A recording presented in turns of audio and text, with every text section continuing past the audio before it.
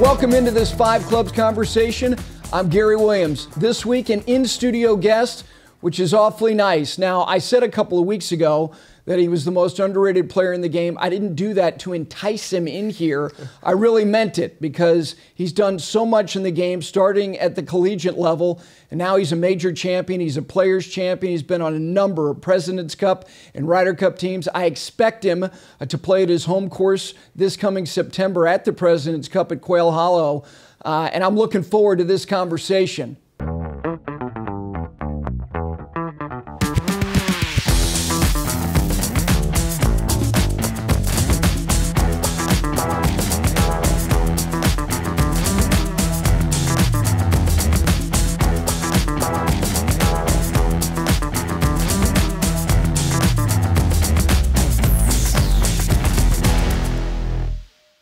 And with that, we welcome in Webb Simpson. How you doing, buddy? Doing good, thank you. Thanks for having me in. It's good to have you here, repping CCNC, which is very nice. You know, I mentioned Quail Hollow, and it's funny. I reached out to you yesterday, gave you the address of the studio, and you texted me at 5 or 6 this morning, and you said, that's great. And it made me think, like, what was this morning like? What is every morning like for you and Dad with 4 kids? Is it organized? Is it chaotic? When Dowd's in charge, it's organized. When I'm in charge, it's chaotic. So when she's not in charge, things are loud and messy. But we basically know at 7 a.m., we'll have 5 little kids, 10 and under, coming down. So if breakfast isn't ready, the day's going to be it's going to be a long start to the day. So I got to get up early, drink my coffee, read a little bit, just wake up before the 5 littles come down. A number of guys have shared this with me about how it's really challenging to leave home once you start to have a family, whereas before, your whole life was golf. You could practice all day. You weren't feeling like you were missing anything. Is it harder for you to leave home now literally every week because of the size of the family and the commitment you have to them? Yeah, and I asked some older guys on tour like Zach Johnson, Ben Crane, Stuart Sink, guys kind of mentored me what it was like. And they all said the same thing, that as the kids get older, it gets harder to leave them.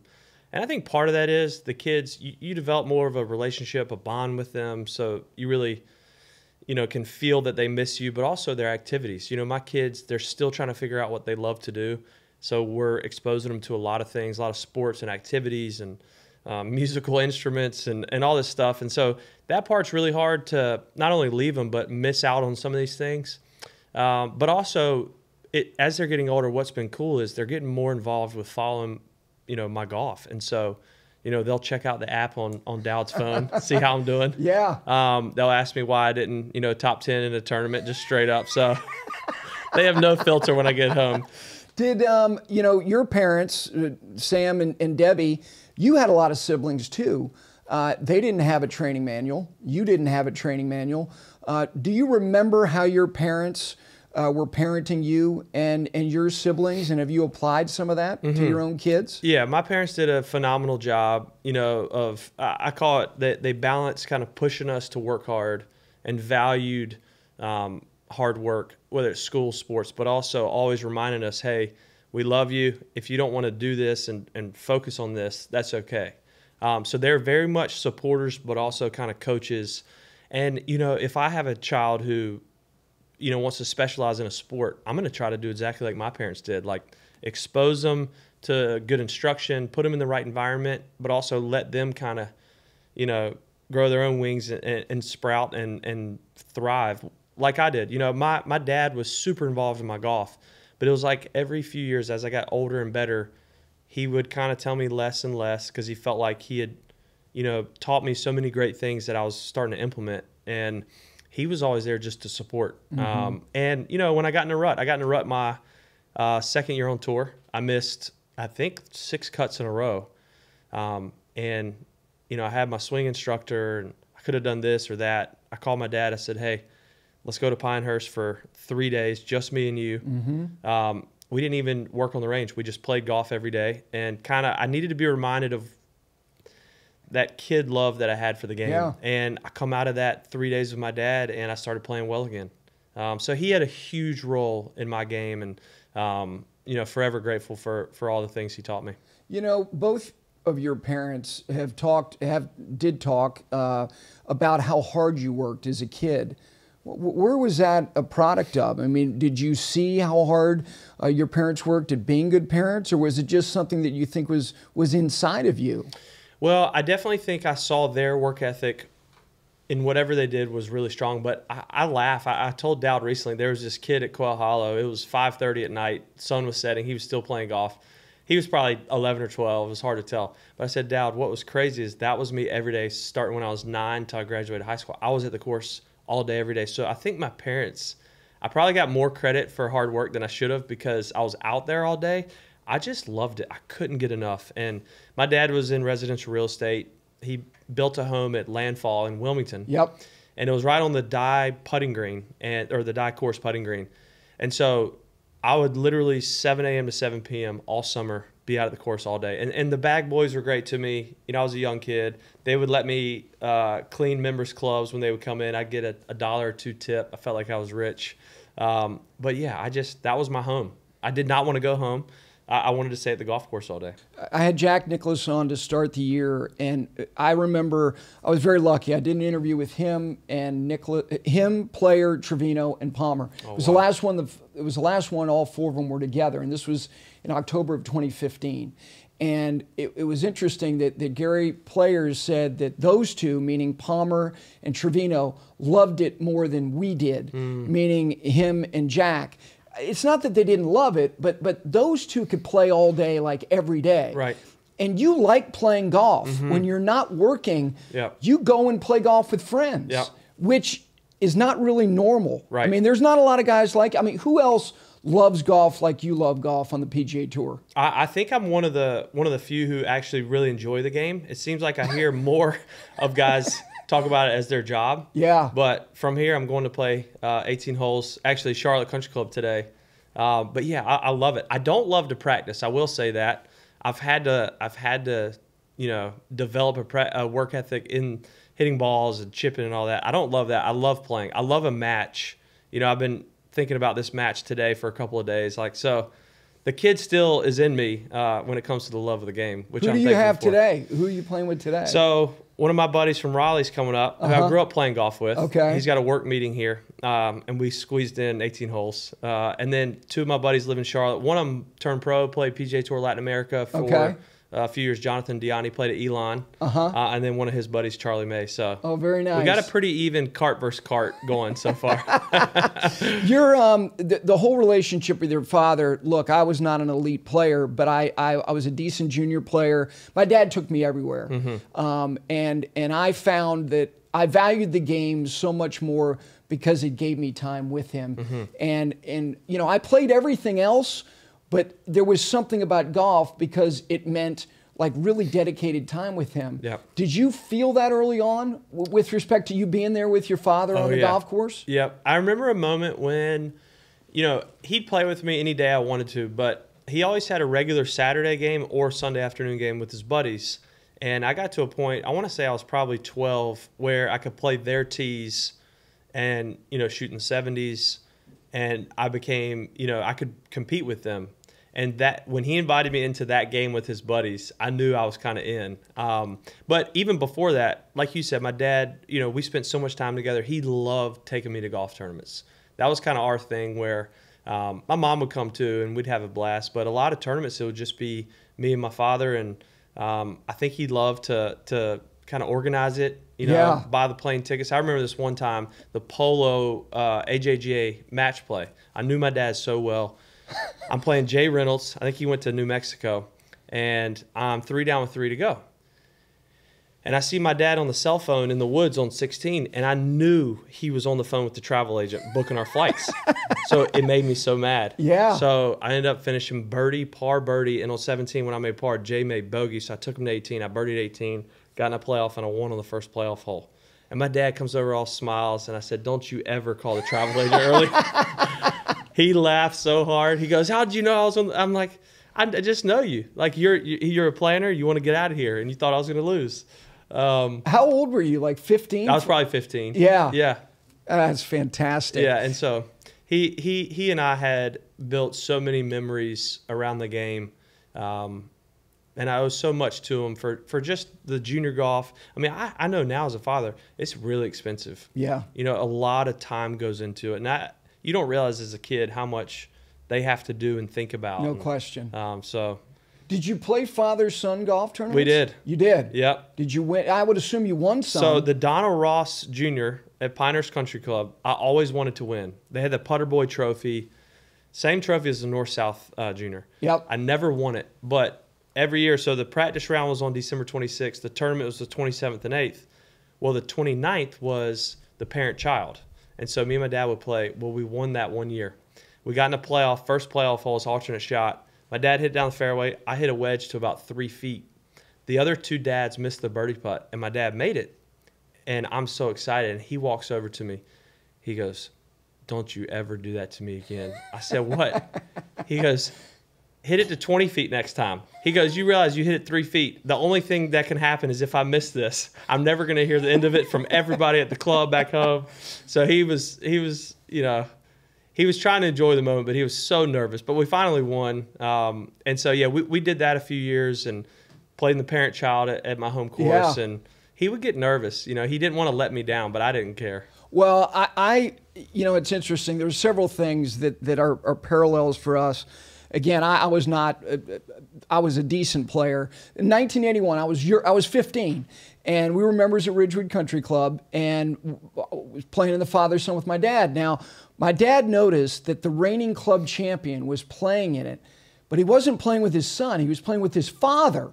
So this man was my dad's age, and he was playing with his dad, who he thought that was wrong. He thought it should be for kids, not. And by the way, that gentleman was the senior club champion. So my dad came over to me and he said, "We're beating them." Now I've got that trophy. We won, and that is the most. I'm the most proud of that. But we played. First time I went to Pebble was 1993, and I was an assistant professional, and they had a pro division. So we fly out there. There are 128 teams, Webb, in this thing. We go into the lobby of the lodge, and we're getting registered. I'd never been there before, and my mom was with us, so it was the three of us. The tournament was starting the day after Christmas. And so I said, where is the pro division flight, like, boards? And they said, "She's back over there." So we walk over. We're the only ones in the flight, because there was no other professionals playing with their dad. All we had to do was finish. We won a Waterford Crystal Trophy that's like this high. And I told, when they called us up at the end, I said, "If you can guarantee this field next year, we'll be back." But those, I mean, doing that stuff with your dad. Yeah. And you went to Augusta when you were 11 with him. Yep.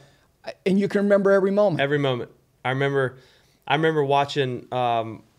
I remember watching Billy Casper chip on 16. I remember seeing, you know, that was Tiger Woods. That was the year he won. And you know, we went on a Monday. And so I wanted to see everyone, but we camped out on 16. You know, we kind of did the run walk, you know, at Augusta. You'll get arrested if you run. So we did the run walk. But I remember seeing the guys dressed in white with the 20-foot bamboo sticks walking down the 10th fairway. And that was when I'm like, okay, this place is different. But I fell in love with Augusta. I fell in love with everything about it. The Masters. I was observing everything, and I couldn't wait to get back. When you went, did you stay on the property? We did not. I actually ended up playing Augusta the next year as a 12-year-old. Okay. So the head pro at our home course in Raleigh, Carolina Country Club, his name's Ted Kegel. Before coming to Carolina, he was at Augusta. And so Ted told me when I was about 9, when I started the game, he goes, "When you get good enough at the game, I'm going to take you to Augusta." So he kind of gave me that as a little teaser. And so when I was 12, my dad and I went with Ted, played with a member, Haley Roberts, who's still a member. And that was when the Scotty Cameron Terillium putter came out for the first time, the one Tiger won with. And I asked my dad, I said, "Hey, will you get this for me?" It was $285. My dad said, "No way." I said, "If I shoot 76 or better, will you get it for me?" He goes, "All right." He didn't think I was going to do it. Yeah. So I'm 8 over going into 18, not going to do it. I hit from the members' tees. I hit my drive up there. I got 3-wood in. And I said, "Dad, if I make birdie here, can I get the putter?" He goes, "Sure." Hit a 3-wood to 4 feet. And when you're 12 and you're good at golf, you don't miss 4-footers. Yeah. I missed it. I was so bummed. Didn't get the putter. So we get halfway back to Raleigh. My dad says, "Hey, will you grab my my shoes out of the trunk? I got to change shoes. I got a blister." So I go in the trunk. There's the putter. Wow. He snuck it somehow without me seeing it. And I just, he didn't have to do that. But that was kind of my dad. He didn't want to see me disappointed, and I would have been fine, but he wanted to do something special. And so that was my first experience playing it, and I loved it. I loved every minute. When your father got sick, and particularly at the end, I've read things about you talking about learning a lot about your father, particularly when he was in hospice care, people coming in, sharing stories, and talking about how, he was a very humble person, but also very determined. And you've been through some stuff, and I mean that it's all relative. I'm talking about the anchor band and things like that. And if you didn't have a lot of your father inside of you, do you think you would have been able to make the type of pivots and adjustments in your professional life that you have? I don't think so, because, I've told people I went from a very above average putter on tour. If you look at my stats before the ban, I was always kind of 25 to 50th, so above average. And then they banned the belly putter and the anchored putter, and I go to one of the worst on tour for a couple years straight, like 180 to 200. And so there was definitely moments where I wanted to quit, but because of my dad, I knew I could never do that. Like I don't have that in me to quit because of him. There was never an option with him. I remember asking when I was little, I said, "Dad, if I go out and I'm going to shoot in the 90s in this tournament, like, can I withdraw?" And he kind of got serious on me. He says, "You can never, ever, ever quit. I don't care what you shoot. The only time you're going to withdraw is if you're hurt or sick, but not because you're playing bad." So I had those kind of messages from him in my head during this time, and there was times when I did feel like I'm never going to win again. I went from a Ryder Cupper and President's Cup team and Tour Championship maker to not even making it to Atlanta and not even close on these team events. And so it was a gut check a number of times. But to your point, our parents are such influencers, and I kept hearing my dad, those tireless days at the Quail Hollow putting green, trying to figure it out. That saying, dig it out of the dirt. Yeah. I just kept hearing my dad just say, keep going, keep looking, keep finding, keep fighting. And that was so satisfying to kind of come out of that with what I think is an even better method for me than a belly putter. But yeah, without him, I think I could have quit. It was miserable for a couple of years. Yeah. I'd show up at tournaments and I'd be in the top 5 in ball striking, tee to green, and finish 50th, barely make the cut. And I just remember thinking, I don't want to keep doing this. Like, if you know you can't compete for a trophy, why are you playing? Right.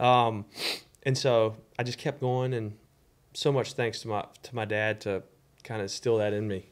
The other person who I assume, had to keep you positive was Paul Tesori. And I've joked that at some point in your career, he may hit a shot for you because the dialogue that you two have between each other is so deep. Yeah. And I mean that because Paul's great at what he does. Yeah. And there's a relationship there that is a brotherhood. There's no doubt about that. Did you need him in your ear all those days convincing you that there was light? Because I don't know. If without him, I don't know. Yep. All right, so we had a breakthrough. He thought it might be the end of our relationship. I was never thinking that. We got in a big argument on the golf course. This is Barclays, maybe 2016, the first playoff event. Yeah. Northern Trust, I guess it was. Well, I made the cut on the number, but I had 9 3-putts through the first 2 rounds. And I think just the tension of that, I got on him about something. We got in an argument, and walking to my car, we thought we missed the cut at the time because we played in the morning. I asked him, would he meet me, by my car? I want to talk to him. And I wasn't going to say anything about this is the end of our relationship. I was just going to, I really had this long apology about my putting. I felt like I needed to. Wow. And so honestly, I didn't see the emotion coming, but I guess I revealed how much I'd been kind of, that this emotion had been building. I broke down. Like I started sobbing. And I think it was a result of just being so frustrated for 2 years or a year and a half, because I started a year early. I started the fall of 14 with a short putter. And immediately Paul was so kind about what I was saying. And I said, hey, honestly, what I've been thinking is you're a world-class caddy, and part of me wants you to go work for someone else just because I want you to have a better bag. And I told him that, and he laughed. He's like, that's ridiculous. Like, I'm not doing that. But it was a wonderful moment for our relationship personally and professionally, because I basically said, hey, take the filter off. Tell me everything you wanted to tell me. And he basically told me, I think you're too closed-minded. I think you need to try this, this, and this. I think you need to be more open to different techniques. I think you need to call guys who we know have struggled with putting, who have now kind of gotten over their struggles and are putting well. Call them. Like, be a student. And I think up until that point, I was pretty stubborn, wanting to figure it out. But I walked away from that feeling so much better about the future. And I started trying different stuff. I called a couple of guys who have had putting troubles, who are still playing and putting really well. But, it's amazing in life. You go through something like that. It was a hard day, but it made Paul and I closer. It made me go on this search for a different method, which I found. And I think without, 9 3-putts at Bethpage Black through 2 days, I might still be struggling. And so I'm forever grateful for Paul, his role, his patience, and also, he just reassured, like, hey, I'm not going anywhere. Like, I'm with you. Like, we're doing this together. Which was awesome, because we had a couple of years straight where it was pretty, it was pretty hard. Yeah, and I know that I think the story was you were going to maybe Japan to play. And did he say to you, we need to make the change now? Yeah, so at the Ryder Cup at Glen Eagles, when we lost, we're back in the locker room. Paul's packing up my bag. He goes, hey, I have a thought, because our next time we were going to meet was Dunlop Phoenix. He said, hey, what if we get ahead of this putter ban a year early? The media is going to be all over a few of you guys come January 1st, 2016. What if you just go ahead and do it now? We haven't had our best year putting. It'd be great. We got a lot of time off before Dunlop Phoenix. Go work on it. I said, perfect. Great idea. Day before I'm supposed to fly to Dallas and then Tokyo, I started getting nervous. I'm like, I don't know. This is going to be crazy. So I called Paul. I said, hey, we're going to go one more tournament. I'm hitting it great. It'd be great to win over there in Japan. I'm going to go with a belly putter. We'll show up in Hawaii with the short putter. He goes, buddy, I think it's a mistake. He goes, I think it's good to work through some of these nerves. Like, let's do it. I said, nah, I'm going to take the belly putter. So I get off the phone with him. I'm just kind of uneasy. And I tell my wife, like, what's going on? And as I'm telling her, my golf bag catches my eye, and I see it. It's in the garage. And I don't know where it came from. I had this moment. I'm like, if I break the putter, I can't take it. So I walk over to the bag. I look at my wife, and I'm like, here it is. So I took it, and I snapped it over my knee. She's like, what are you doing? I'm like, now I gotta have a short putter. I don't have a backup. Like, I don't have a backup belly putter, so I'm forced to take the short putter now. So I'm walking to the trash can outside in the driveway, and she goes, don't throw it away. Like, you won the U.S. Open with that. We got to keep it. So now it's in my trophy case in 2 pieces. But I felt like that was the only way I was actually going to do it. I mean, but it shows, like, I have a lot of sympathy for people who have anxiety in life. It doesn't matter, sports, whatever, because it's amazing how the anxiety made me feel. And, like, I didn't share it with anyone. I never told anyone. I tell my wife everything. I didn't even tell her that I had anxiety with putting until, that day. She saw it all kind of play out. But it was a wonderful moment for me, because I felt like, okay, new chapter. I'm going to go figure it out. And so, yeah. Back in 2011, the early part of 2011, Mike Davis came in the studio on Morning Drive. And toward the latter part of the interview, I asked him about the anchored stroke, because it was becoming something that you could see that more players were starting to adopt. And he gave, it wasn't a flippant answer, but it became a dubious answer, because he said, we don't think it's a problem and nobody's won a major with it yet. Well, boom, end of 2011. Keegan wins the PGA. You win the U.S. Open the next June. And then Ernie Els wins the Open Championship. And then in 2013 in April, Adam Scott wins the Masters. And all of a sudden there's a career Grand Slam. And I really felt that there's no question the impetus was because of the optics of the best players in the world using it. Do you agree with that? I do, yeah. At the time, I remember thinking, hey, I don't mind them banning it if, 5 of the top 10 putters in the world are using this style. But at the time, none of us were ranked in the top 20. That's right. And so I thought it was a little bit of a panic by them to do this. Because, I mean, even at the time, there might have been 10 to 12 guys only with that belly putter or long putter. And, you know, at the time I was upset. I thought I disagreed with the decision.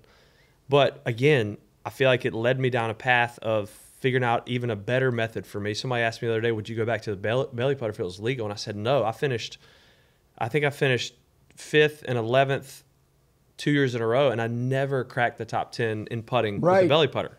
So this is clearly a better method for me.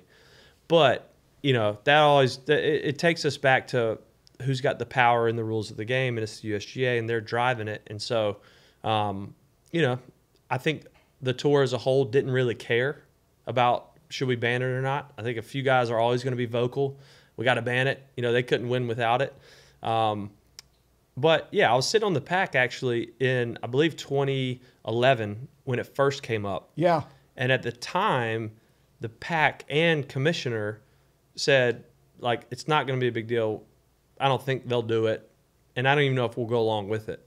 Well, fast forward whenever it was, when they decided to, you know, the tour went with it. Yeah, we had a meeting, and Mike Davis was there, and it was all kind of a debriefing on the proposed rule change. And I specifically asked Peter Dawson, I said, Peter, this has happened in a short amount of time about the 4 major championships. And he said, that's completely coincidental. And I wanted to say, come on, please. that it's not. Right. Last thing about your putting. The thing that I've noticed, not only statistically are you much better and you make more putts, I think your commitment is like you go from your think box and your process to your execution quicker now than you used to.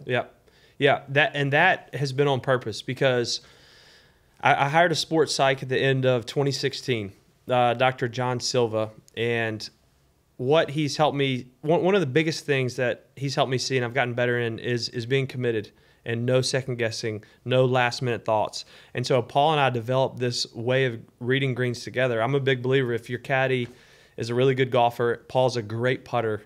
Two reads are better than one. And Paul and I have the system where I read it and he reads it and we combine our reads and go in the middle. Well, once I have that read, I don't even think about it again. You know, I've already stood over the ball in my routine to feel it because I used to have problems with, I'd read it right edge, I'd get over the ball to hit the putt and I'd feel like it's more break. So I'd either aim right or push it on purpose. Well, now I go ahead and do that in my routine. So when I get over the ball, I'm not even thinking about anything except committed to my line. And yeah, to your point about being quicker, I always play better quicker. And I used to be a slow player. I almost got the magic 10 bad timings my freshman year, my rookie year, which is a $20,000 fine.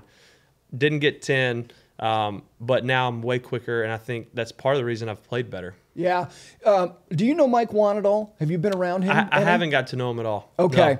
No. Because you won a USGA championship, people associate players with that, and you've always given your opinion about things. And when the women announced, and Mike Wan, I had him on, and he was kind of foreshadowing about what was coming. And I think it's great that they're getting the money that they're getting.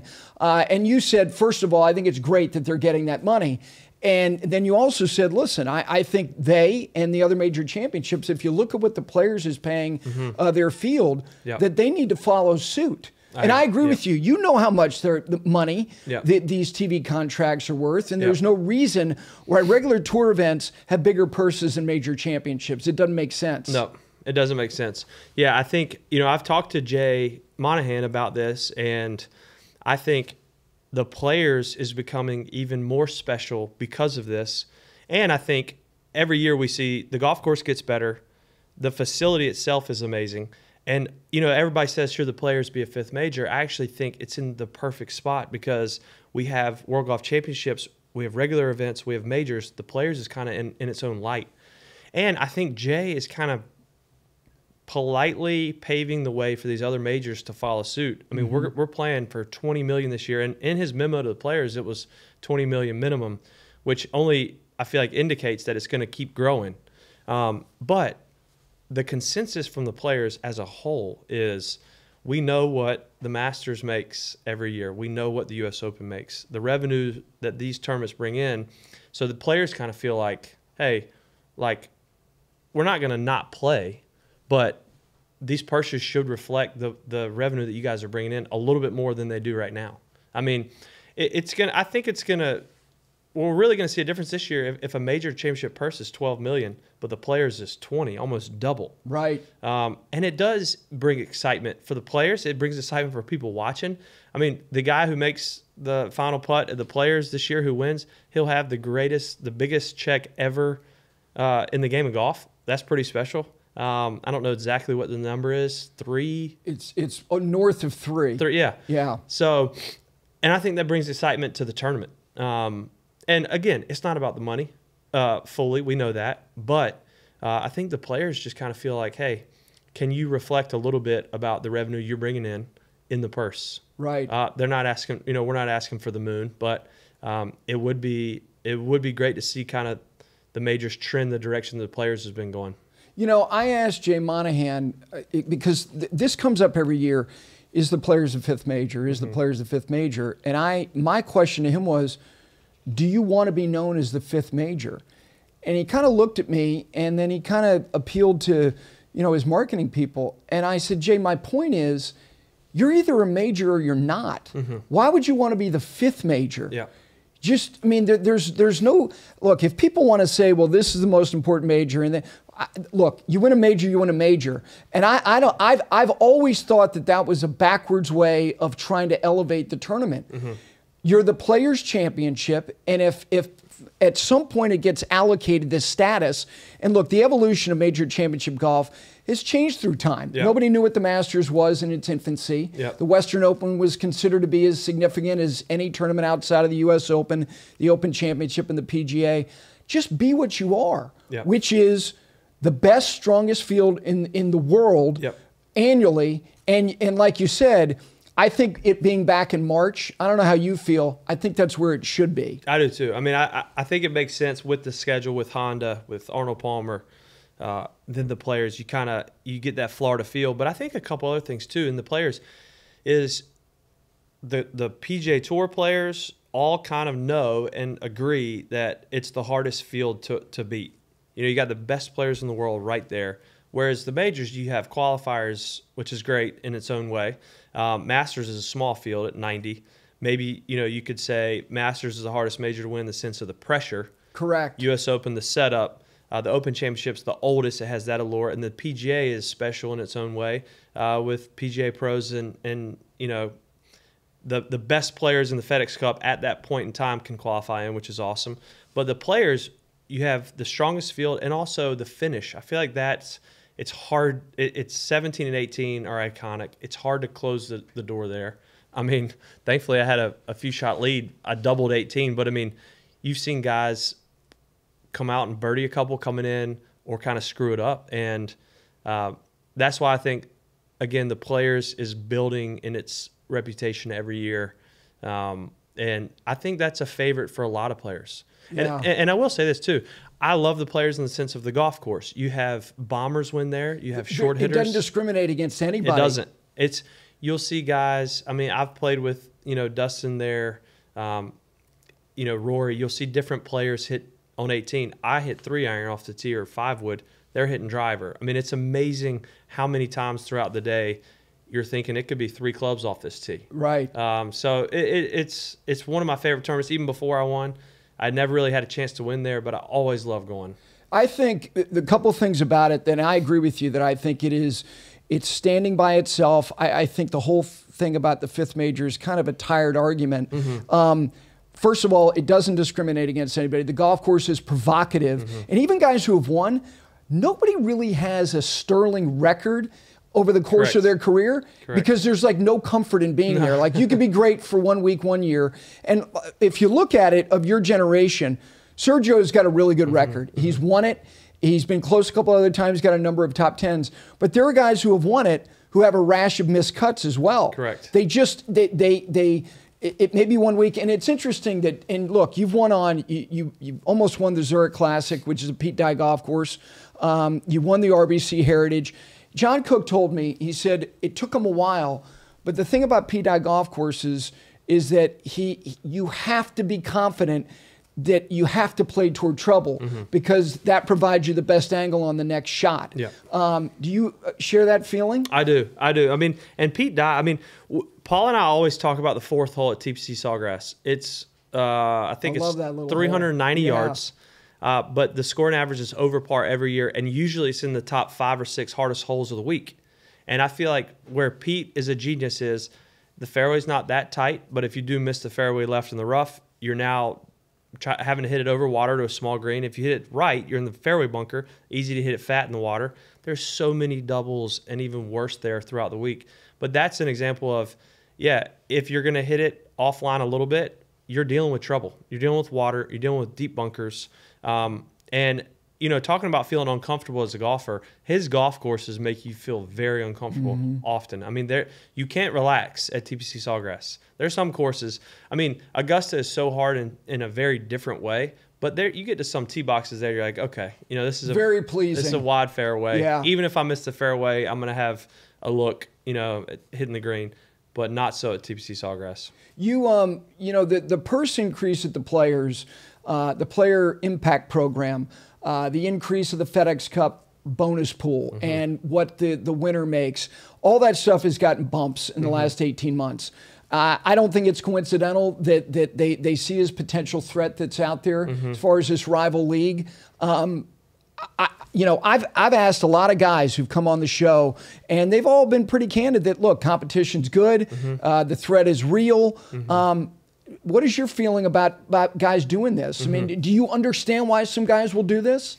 Yes. My assumption is that you're not doing this. Yeah, I understand the appeal on paper is, it seems like for most of the guys, is a huge contract, guaranteed money. You know, we're hearing people say that a lot, guaranteed money.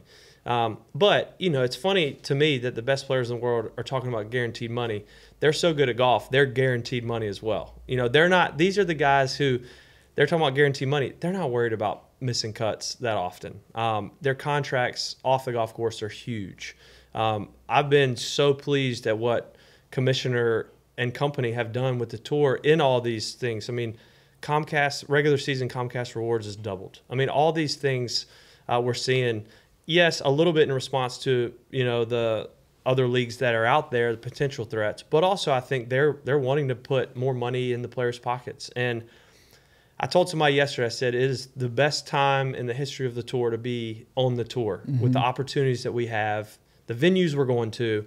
So, yeah, for me personally, I'm definitely listening. I'm trying to learn about these other couple of leagues. But the PGA Tour has given me an incredible life.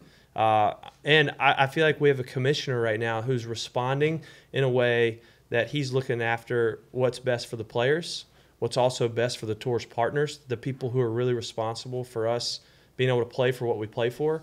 So it's going to be interesting to see what happens. I do know this has been a threat for many years with different groups. This seems like the most real opportunity for a different league. Yeah. But again, I'm committed to the PGA Tour. I love what I do. I love where we go. And there's little things that I love. I mean, I love playing Augusta and driving to Hilton Head. I mean, those traditions you built with your family are really fun to think about. And look, we'll see what happens. I know that, you know, the initial first tournament I've been hearing about is going to happen at some point in the near future, but we'll see. The President's Cup being at your home club, look, the international side they don't win, but my God, it's been really, really competitive. And I actually think, and this was something Jaime Diaz and I had this conversation about the future of the international side. They've always been good, but if you look at now, like Trevor's got a lot of choices. They've got serious depth. They've got youth on their side. You know how electric that atmosphere is going to be at Quail. That place is going to be lathered up. I think it's going to be a great week. How big of a goal is it for you to be on that side as far as all the other things you want to do this year? Where does that rank? I mean, I would say it's right there at the top with making it Atlanta. I didn't make Atlanta this past year. I missed it. I love that golf tournament. But the President's Cup has been, I've been on 3 losing Ryder Cups, 3 winning President's Cups. Winning a team event is about as fun as I've had in the game of golf. And then, yes, like you said, to play for Davis, I played for him in 2012 at Medina. Yep. That was a dream come true. He was my favorite golfer my whole life. He went to UNC, which I know I went to Wake, but I was a UNC fan growing up. And, Quail Hollow is near and dear to my heart, Dowd's heart. We're raising our kids right there. And so I love the thought of being on that team. Like you said, Charlotte's an amazing sports town. The Wells Fargo tournament is shown to be one of the best tournaments of the year. Great fans, knowledgeable golf fans. But yeah, like you said, Trevor's got, you're talking Cameron Smith, Sung J.M., Joaquin Neiman. You're talking about these guys who are top 20 players, top 10 players in the world. Abraham Answer has become elite. Abraham Answer, Hideki Matsuyama. Yeah. They got a great team. So, and it looks like Jason Day, and it was encouraging to see him play well at Farmers. He's got a good record there. Yep. I think Adam Scott's still got another side on him. Yep. Mark Leishman is a really good player. Look, they're not to mention you got a couple Canadians. I think that they're going to be loaded. I do too. I do too. And I think Trevor knows that, and he's excited. In Australia, playing for Tiger, I think people have forgotten a little bit that we were down by a good margin going into Sunday, and we needed a really good day. Yep. But Tiger was an amazing captain. Saturday night, classic Tiger, no panic, short speech. He said, we're going to be fine if we all go do our job. A little Bill Belichick-esque. And he did his job. He went out early, first off, and got it done and set the tone. And, that was so fun to be. I never would have dreamed as a kid that I get to play on a President's Cup team and be captain by Tiger Woods, who's going to play and go 3-0 for the week. Yeah. So that was really cool to be a part of. So I've got my appetite for these team events. And so, yeah, to your question, it's a top goal for me, especially being in my backyard. Yeah, the Tiger thing, first of all, I said this to Justin Thomas not long after. He's going to go. I think he's going to go down as a real historical fact and trivia question. He's the only guy who has played with a guy who was a playing captain in the President's Cup who happened to be Tiger. And that week reminded me a lot of him at Zozo. And I talked to Tommy Fleetwood last spring. Tommy was paired with him the first 2 rounds at that event. And after he made, he started bogey, bogey, bogey. And he said, I grew up my whole life wanting to witness that. And he said it was the most extraordinary display he'd ever seen. And when the round ended, I think he shot 64 the first day. He said he went up to Tiger, shook his hand, and he said, that was incredible. And Tiger's response was, did you like that? and it was like, you've seen those things. And I thought at Royal Melbourne, it was high-low, it was left-right, all those windows were open. Yeah. It was artistry at its finest. Yeah. When he does that stuff, and you've seen it because you've been out there a long time, what's it like to witness that up close as somebody who's a contemporary? What's remarkable is you play with them, and the older I've gotten, the more I do like to pay attention. I'm not ever going to drive it like Rory McIlroy. So when I play with him, I'm paying attention. We're witnessing arguably the greatest driver of the ball ever, him or Greg Norman, a lot of people say, maybe Ben Hogan. And so I do love to watch and try to learn. And playing with Tiger, I played with him. The earliest I played with him was 2012. My first time getting paired with him was Doral. And I do think he's able to do things that nobody else can do.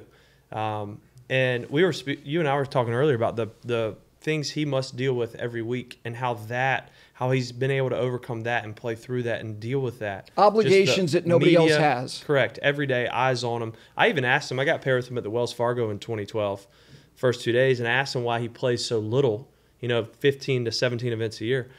And he says, because, he mentioned part of what he has to go through is so draining that he can only do that so many times a year and still be competitive at a high level. But I've loved I've loved my time with Tiger away from getting paired with him, messing around on the putting green, the chipping green. One of my favorite memories was 2013 President's Cup. Jack's got the greens so fast, chipping greens rolling at probably a 13, and I'm just killing time. So I'm hitting these like spinners. We're into the wind. It's about a 30-yard pitch. I'm ripping them back 30 feet. So he comes over. He goes, "What are you doing?" I said, "I'm just seeing how much I can spin it." I said, "You want to have a spinning contest?" And you could tell, like, for him, it was like, he's Tiger Woods, but he kind of wants to have this spinning contest. So we start doing this, and he's laughing, I'm laughing, other guys start joining in. And then I'm doing this cut spin, and I'm beating him. But then every time it's his pick, he does this hook spin, which I can't hook spin it. So he still jokes with me about, if he walks by me on the chipping green, he goes, "Let me see that hook spinner," and I can't do it.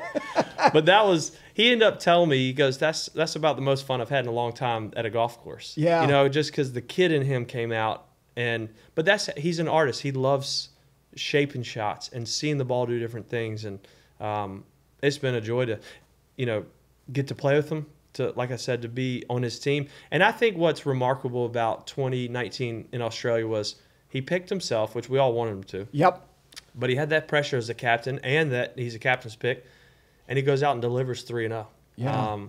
While still being a very vocal and a present captain. You mentioned how much you enjoy the team part of it. The thing that I've noticed, and other people have too, is that you're willing to play with anybody, and at times it's like, well, and I'm joking about this, like, let Webb be Bubba's babysitter for the week. And I think that's a real thing. Like there are certain guys who are more malleable. Like, just put me with anybody. I'm fine with that. Why do you think that is? That you're adaptable to anybody? I think at every team event, you have your guys who are really good buddies, like Jordan Spieth, Justin Thomas, or a Patrick Reed and Jordan Spieth, who have played together enough in practice rounds. Xander Schauffele and Patrick Cantlay's turned out to be a really strong pairing. They're friends, they're familiar, their games might be different, but you always have that, what's more important, our games are similar or our personalities, we get along well. And I think both matter, and they're both important. I got paired with, or I wanted to play with Patrick Reed in Australia. He wanted to play with me. We play the same golf ball.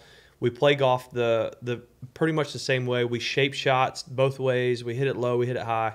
And I love playing with Patrick. He loves playing with me. And we were like, hey, let's play together. And you know what? Well, he and I have talked since about Australia. We went 0-3 together. That wasn't an easy week. Now, look, he was coming off the Albany situation. And again, here you are to be the good soldier and step in there. And it was awkward at times. Yeah. And I think people assumed that was kind of the take was, Patrick and I were playing together. People were wondering, why are y'all playing together 3 times in a row if you lost your first match or your first couple? The reason was we went out in the practice rounds and Tiger told us we were probably going to get paired together in an alternate shot. Well, we went out in the first couple of practice rounds and we were firing on all cylinders. We're playing a friendly match against a couple other guys. We're playing awesome. My game's solid, his game's solid, and it seemed like a great fit. Our yardages were very similar. I get along with Kessler. Kessler and Paul get along. And we go out, and I tell people, the first match, we played great. We got beat. Then we go out against Leishman and Answer. They played awesome. And then we actually didn't play well at all in our third match. We were kind of dead. But, yeah, that was a tough week, I think, for him to go through what he went through. I didn't realize it was going to be as bad as it was, the comments. Sure. But, again, I really enjoy playing with Patrick, and I wish we could have played better because I think he and I could make a great team one day. Yeah. Who is right now, obviously, John, it's weird. He's had such a productive stretch, but other than the U.S. Open, look, he shot the lowest score at the Tour Championship, but it's kind of handicapped. Yeah. And then obviously what happened at the Memorial. Do you think that he is a generational talent? Do you think that at his best he's better than anybody, or would you pick somebody else best at their best? That's a great question. I think you could argue a few guys. I think Rahm has shown he's going to play great more times than anyone else out there if you want to measure it that way. It's so rare when he misses a cut. It's even rare when he doesn't finish in the top 15 on tour. I think there's no more confident golfer in the world than him. I think he's always confident. He always thinks he can do everything as good as anyone. I do think maybe what he has over a couple of the other power players is I think he's a better putter than maybe a few other guys. But yeah, I'm one of those. I think if I'm John, I'm counting Atlanta as a win. And I've gone back and forth with the tour on this. I want them to count that as a win. It should be an official victory. Not just world ranking, he gets his credit, but nobody knows that. It should be a win. He was the lowest score after 72 holes of the whole field, and he doesn't get credit for it. And so, the tour, they haven't changed that. And again, FedEx is an amazing sponsor. I think all it would take is, and not to take away from the FedEx Cup champion, just a literal 5-second congrats to the individual champion this week, John Rahm, on 4 great days of golf. Back to Patrick Cantlay, who won the FedEx Cup. Correct. Yeah. 5 seconds. Because as a player, we all want to know who won the 4-day event. We care about Patrick Cantlay and the FedEx Cup champ, absolutely. I mean, that's the whole reason we're there. But it's also good to know who came out on top this week for the 4 days. Right. The year before that change was made was the year Tiger won. And he would not have won had that change been instituted. Can you imagine with him getting his 80th win, if people had to try to explain, well, yeah, he had the lowest score, but he didn't win. Right. That would have been, people who kind of casually follow golf, Webb, would have been like, that's the dumbest thing imaginable. Correct. Yeah. Yeah. So look, they were fortunate that change was not instituted the prior year. Right, because that day will go down as one of the great days. Great days in golf history. Yeah. Right. No question about it. Last couple things. As far as looking at this year, having won a U.S. Open, having won a Players, you always want to win those events.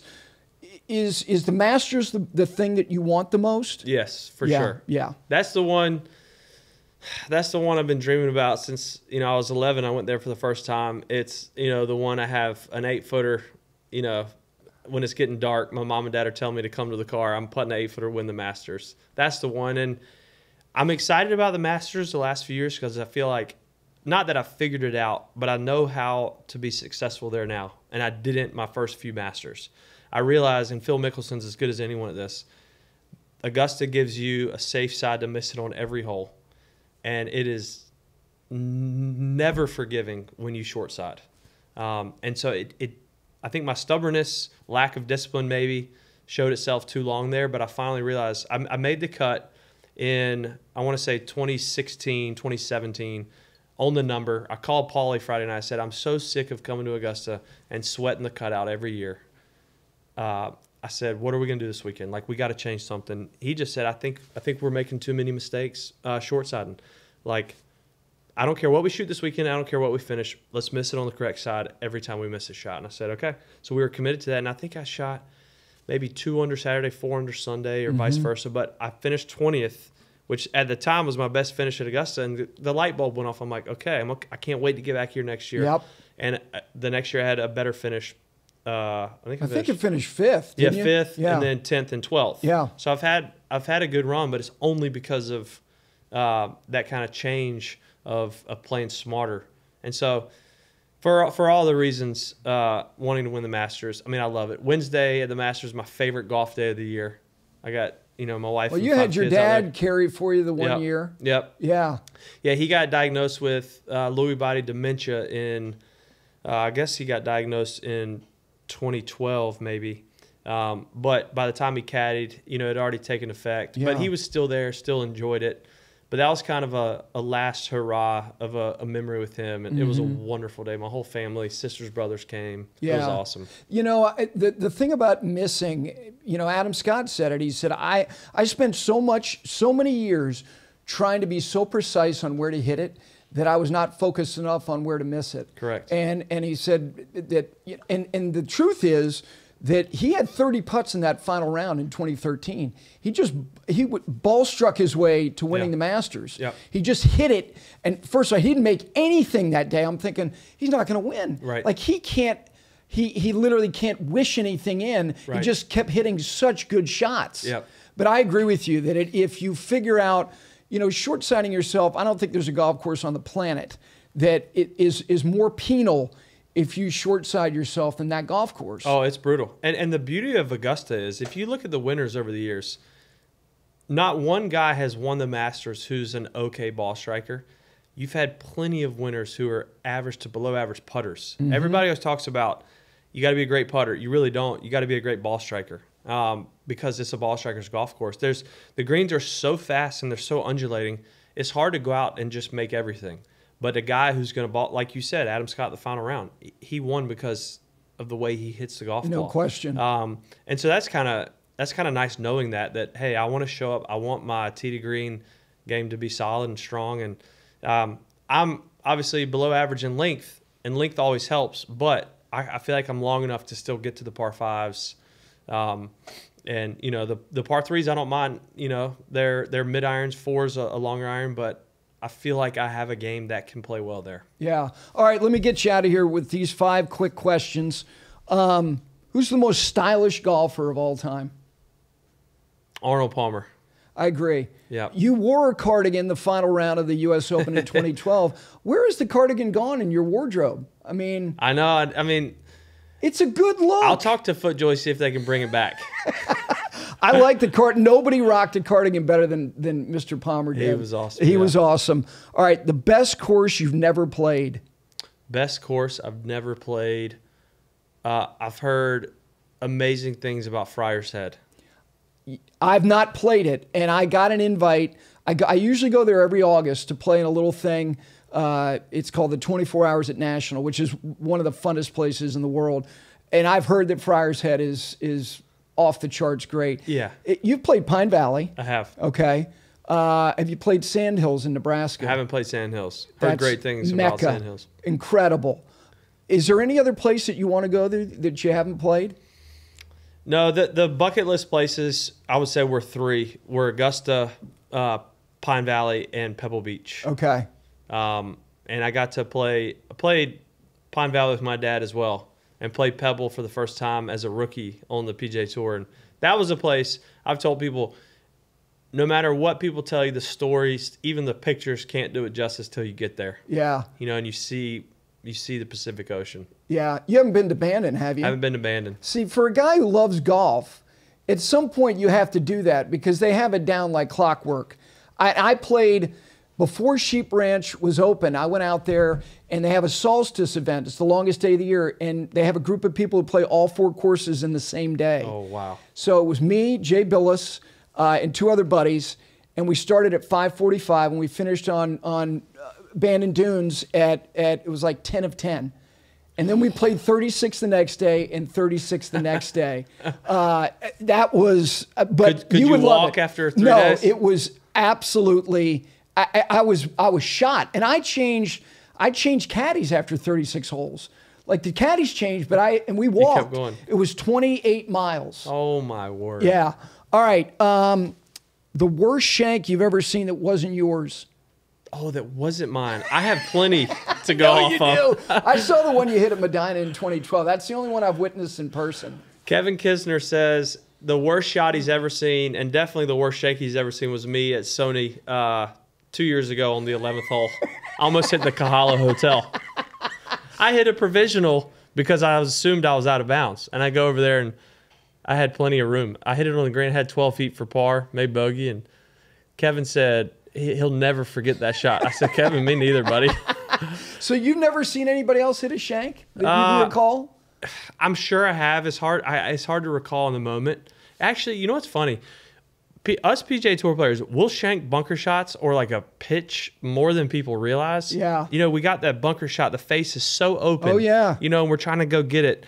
I've done that plenty of times. Steve Wheatcroft at Houston, it was kind of like a half shank. He on the 18th hole, he had a chance to win, and he pretty much hit a shank out of that greenside bunker to the right. But I saw, was it the 6th hole where you hit the shank at Medina? 8th hole. 8th hole. Yeah. Yeah, I witnessed that one. Oh, yeah. So if we have time, I got to tell this real quick. So I hit my shank, and my first thought was not, I just did this at the Ryder Cup, or not millions of people are watching, and not, I got to walk through 10,000 people to go find this ball. I thought, okay, this is near the 4th tee box. I'm doing the math. I'm like, Tiger's last off. He's the anchor position. He's probably going to be around the 4th tee. I'm like, he'll never let me live this down. If he sees me, he's going to know I'm on the 8th hole, but what am I doing over here? Find the ball, hit it, no Tiger. I'm so relieved. We lose the Ryder Cup, And we're in the locker room after the trophy presentation, and Tiger calls me over, and he's like, man, it was a rough day, yada, yada, yada. He's like, that wind was tricky out there, wasn't it? And I'm like, I guess so. I'm like, why is he talking about this? He goes, you know, we get to 8, and we had it straight left to right. Where'd you guys have the wind? And I see him, I'm standing up, he's sitting down, and I see him kind of look up at me, and I can see him smiling out of my peripheral vision. And I just look at him, and he just starts laughing. I'm like, gosh, I didn't think you knew about it. I'm like, the only person I didn't want to know is you. And he's like, oh, I heard about it. All right, the skill you have that nobody knows about. Some people have seen it because I do it on the range. Okay. But I have an ability to hit a flop cut driver with like crazy precision. Like, I will say this because I love Paul. I beat him in a wedge contest. I used driver and he used pitch or wedge. Oh, come on. Yeah. So I'm just dreaming of the day on tour when I'm in about 55th place and we get to about 160, 150 yard par 3 and I can do it. That's pretty special. All right, last thing, and you're not one to use profanity, but what is your favorite cuss word or phrase on the course? That's a great question.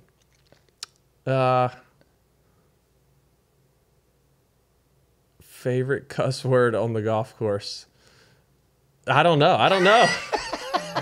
You don't have anything that you go to? No. I mean, Westwood does, but he couldn't even say the word. I'm glad he didn't. I can talk negatively to myself, you know, tell myself that, you know, I stink at golf and all this, but yeah, I don't know if I have a favorite cuss word. Then with that being said, who is the best, like, low talking, like, negative self-talker out there? Probably Pat Perez. Really? He's one of my favorite people on tour, my favorite people to play with. And part of the reason I love him is because you never have to know what he's thinking, even if it's about himself. If he hits a bad shot or a bad putt, he just starts talking to himself. You know who is underrated, and you wouldn't probably think it, you know this, Bill Haas. Like, Bill thinks he stinks. Right. And like I've heard him say, like, I'm the worst player on tour. Yep, I've heard him say that. And he's a FedEx Cup champion. He's won 6 times. He is really hard on himself. Yeah, he is. And he's always been that way. Yeah.